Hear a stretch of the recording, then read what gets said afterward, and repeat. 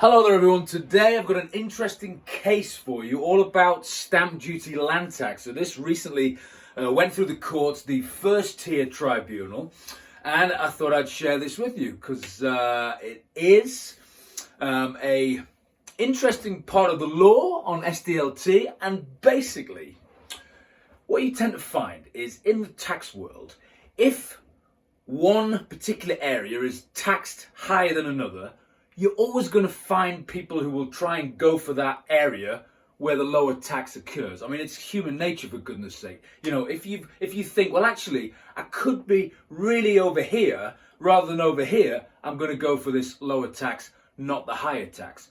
What am I talking about? Let's dive in. Right, so stamp duty land tax, that's the tax that we're talking about. Limited company bought a residential property. Now, when you buy a residential property, the rate of SDLT is higher than if it had been a commercial property.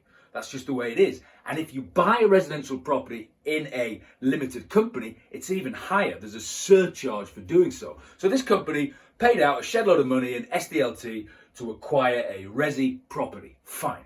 Right, what happened next? Oh yeah, so then they spent a few quid doing refurb on the property, and all of a sudden, parts of the building collapsed.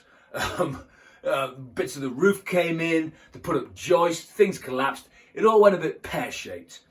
And basically then they got a call from one of these so-called SDLT specialists who basically try and get refunds for people who paid too much SDLT.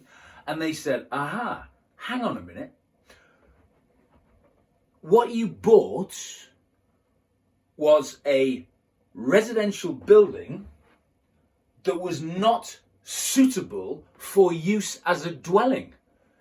And the taxpayer said, what does that mean? So what? They said, well, the law says that if the building is not suitable as a dwelling, rather than pay SDLT at the residential rates, you can pay it at the lower commercial SDLT rates.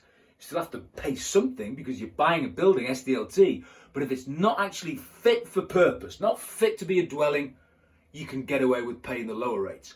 Oh, so taxpayer was blown away by this and said, well, that's terrific, didn't know about that. Let's whack in a claim to HMRC and say, look, dear Mr. Taxman, we paid you a shed load of SDLT at the residential rates. Now we'd like a nice big refund, thank you very much, because the thing that we bought turned out to be not fit as a dwelling, and according to your rules, that means we should have paid lower amount of SDLT. Can we have some of our money back? And HMRC got this and they said, I don't think so.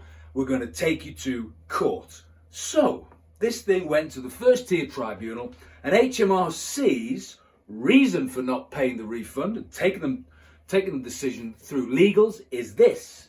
HMRC said, a dwelling is still a dwelling, even though it's pretty much in a bad state of condition, until such time as it becomes uninhabitable and needs to be demolished. So they said, look, this our definition, not suitable for use as a dwelling, means it's uninhabitable and it needs to be knocked down. This building, even though it was in a bit of a bad state of disrepair, technically was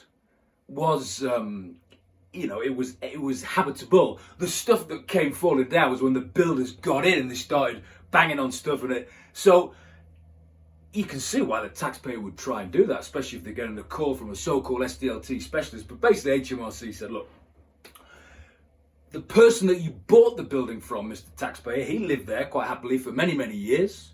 The building hadn't come down, it was still habitable. It's only once you started banging around on a few things and getting into the main fabric of the building, yes, health and safety issues with falling this and that, but fundamentally the building was habitable. That was the argument put forward by the taxman, and the tribunal sided with HMRC. They agreed with that. They said, look, yes, you might have had a few, putting your foot through the stairs or whatever they got when they started trying to do the refurb, but by and large, this thing was habitable. So there you go. Just an overview there on a recent court case that I thought I'd share with you on SDLT, and where someone tried to, in their mind, quite correctly say, well, look, if it meets this criteria, we're not going to pay the higher amount, we're going to go for the lower amount. Unfortunately for them, in this case, it didn't work. If you like this video, please do subscribe, and as always, I'll see you soon.